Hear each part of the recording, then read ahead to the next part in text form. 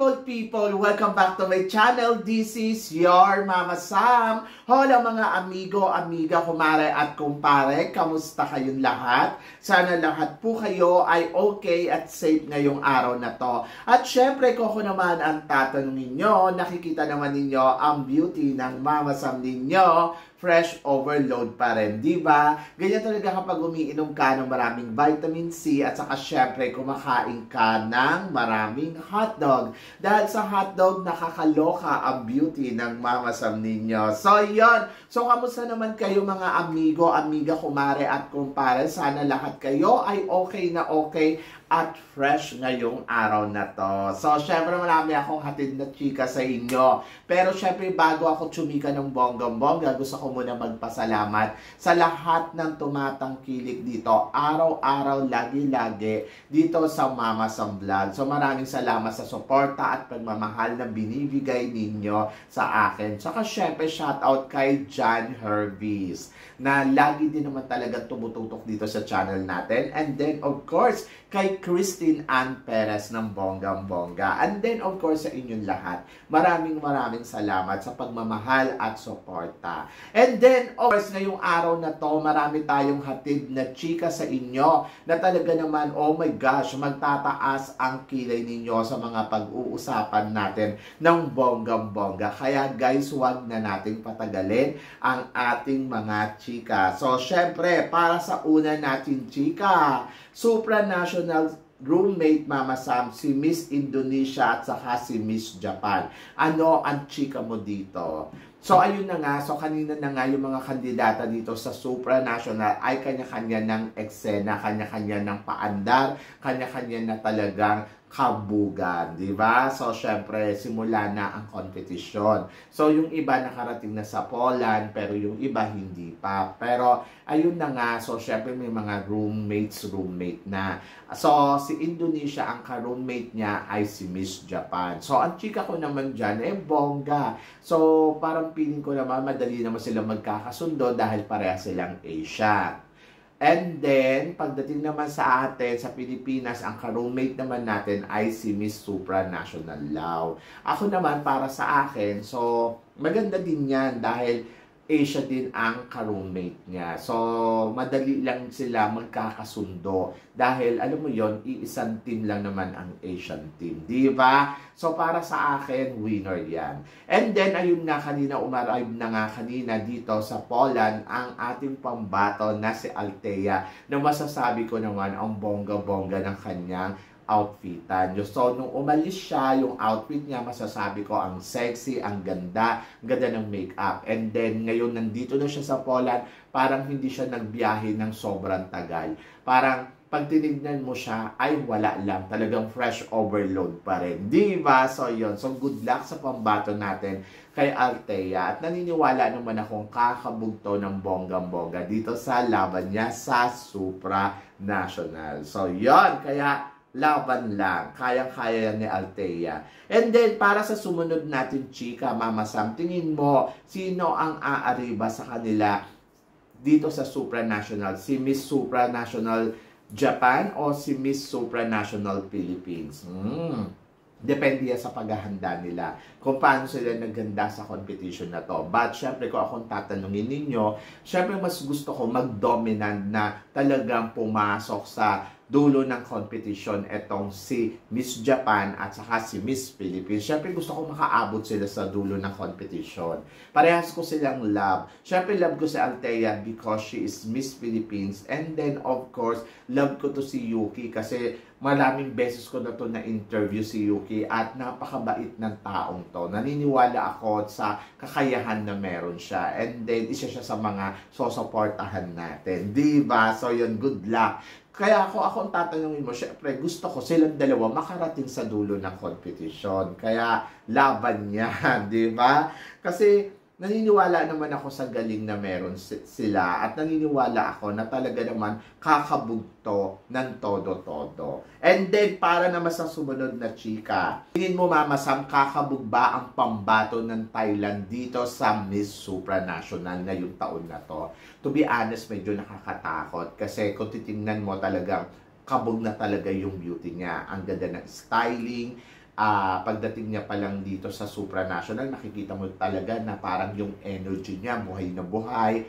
Tapos, matangkad si girls. Tapos, yung styling niya talaga pak na. So, alam ko na napagandaan niya to ng bonggang-bongga at talagang aari ba to. Isa to sa mga tinitingnan natin ngayon dito sa competition ng supranational, ang pambato ng Thailand. Kasi yung team ng Thailand talaga, medyo malakas talaga sila.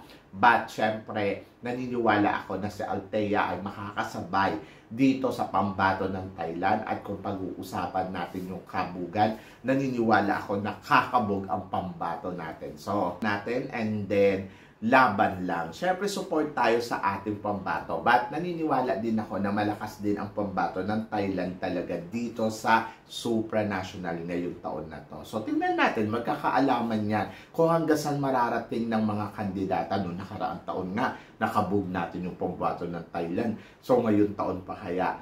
So, ang kandidata natin ay talagang palaban at naniniwala ako sa kakayahan na meron siya. Diba? So, good luck yan sa ating pambato and then, of course, good luck din sa pambato ng Thailand. Mukha namang may ibubuga naman din talaga sila. So, abangan natin.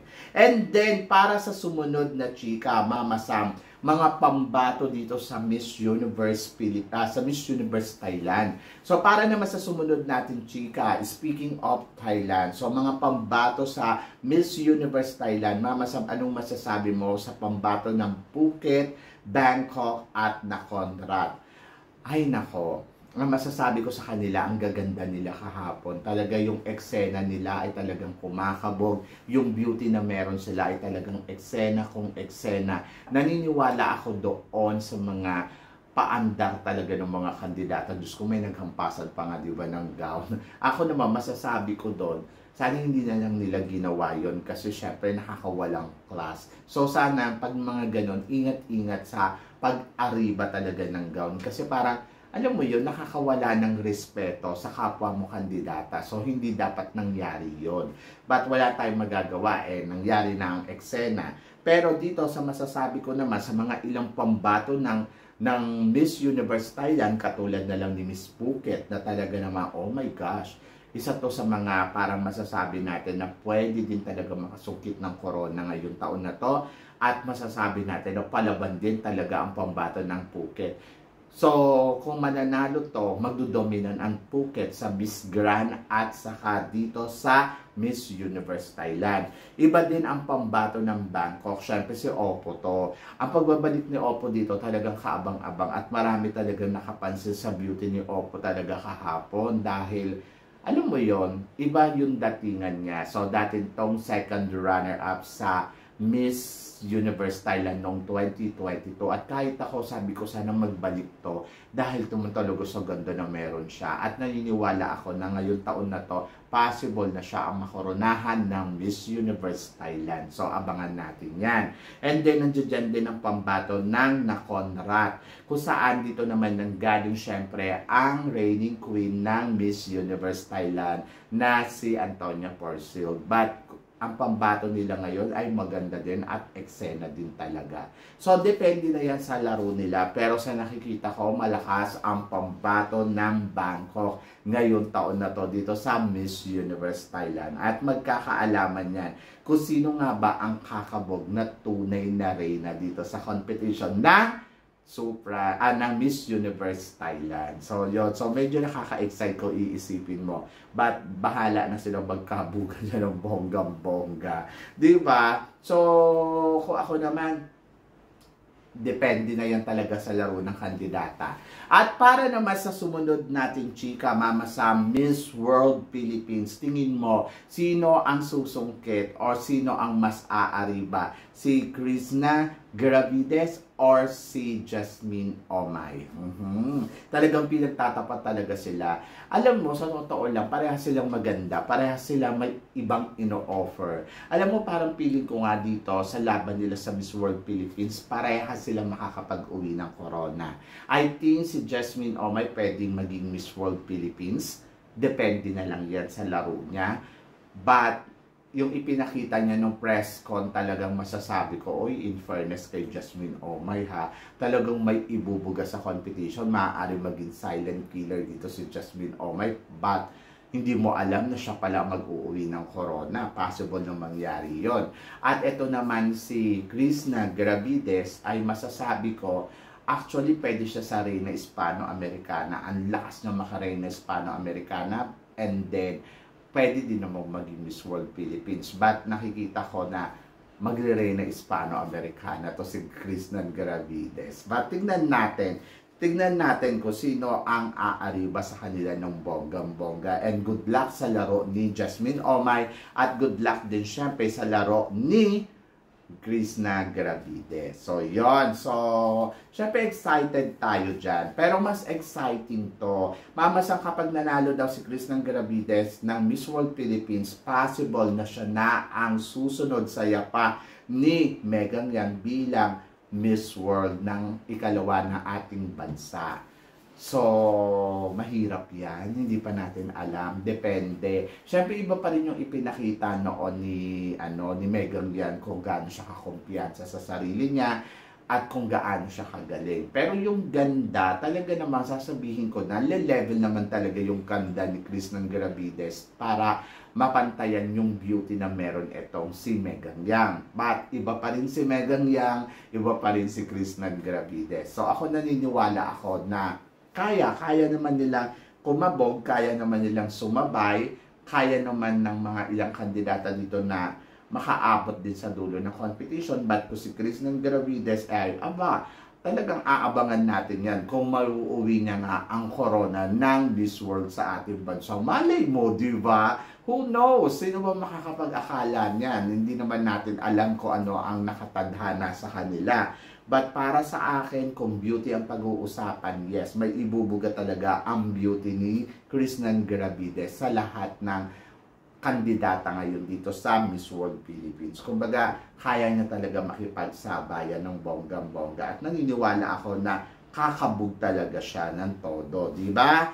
At ayan yung abangan natin kung ano ang kahihinatnan ni Krishna Gravides dito sa laban niya sa Miss World Philippines. And then, para naman sa sumunod na chika, pambaton ng Portugal. Mama Sam, sino sa tingin mo ang mas aariba sa kanila ni Chelsea Manalo? Ang pambaton ng Portugal or ang pambaton ng Pilipinas? Siyempre, magiging bias tayo dahil support tayo dito sa pambaton natin.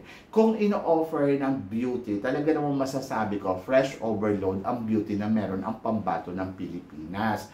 At hindi naman ako magtataka kung mararating ni Chelsea Manalo ng mas malayo dito sa pambato ng Portugal. But yung pambato ng Portugal, don't underestimate din. Dati nga nangyari sa Miss Universe, ang Portugal nakapasok sa semifinals, ang Philippines hindi. So, depende yan sa laro nila, di ba? At depende yan sa mga mangyayari sa competition, sa preparasyon nila, kung ano ang preparasyon na ipapakita ni Philippines at ano yung ipapakita ni Portugal. Pero kung ganda ang pag-uusapan, parehas naman sila, may ino-offer na talaga naman.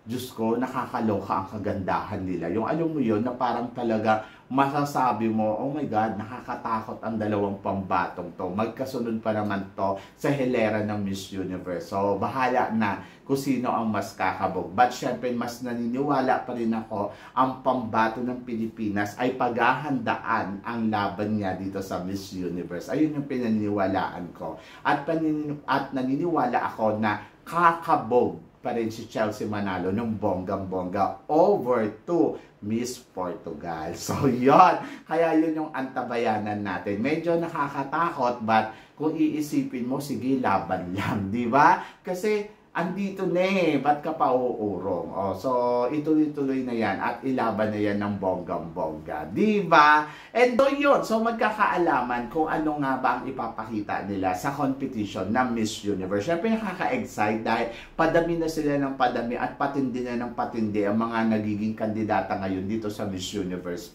sa Miss Universe. But tignan natin kung sino nga ba ang kakabog. Diba? So, yun. So, magkakaalaman yan sa dulo magkaroon ng competition. So yun guys, kayo guys, ano guys ang masasabi mo dito sa mga pinag-uusapan natin ngayon? So i-comment below mo yan para at least malaman ko naman kung ano naman ang chika mo dito sa mga tinatalakay natin. So yun guys, syempre maraming salamat po sa inyong lahat sa suporta at pagmamahal na binibigay ninyo. Syempre dito sa channel ko at sa mga hindi pa po nakaka-subscribe dyan, please don't forget to click like and subscribe my channel at i-click na rin po ninyo ang notification bell para lagi kayong updated syempre sa aking mga chika. Sabi nga ganon, always keep smiling and always think positive. Walang imposible guys. Magtiwala lang tayo sa itaas. Kaya guys, hanggang dito na lang. Hanggang sa muli nating chikahan. Paalam. Thank you guys.